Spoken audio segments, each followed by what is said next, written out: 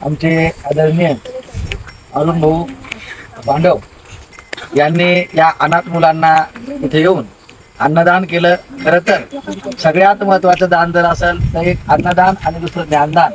आणि ज्या ठिकाणी ज्ञानदान चालतं आणि खरी गरज या अनाथ मुलांना ज्ञानाची, संस्काराची आणि अन्नाची आहे. खरं तर ते आमच्या वारीसोबत असतात. वारकरी पुरुषोत्तम मासाचं अधिक मास अधिक पुण्य म्हणून या मुलांना अन्नदान दिलं. त्याबद्दल आश्रमाच्या वतीने त्यांना कोटी कोटी धन्यवाद. बघा गाईज, आता बसलोय सर्व जेवायला. मामा पण आलेले.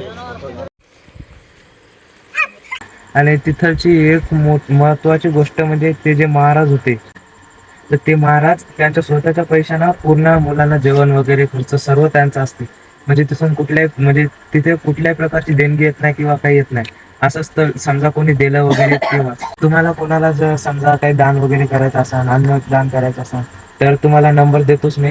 तर तुम्ही नंबर साईडला बघून घ्या. त्या नंबरवर कॉल करा. ते महाराज मेन तिथलचे, त्यांना बोलून घ्या.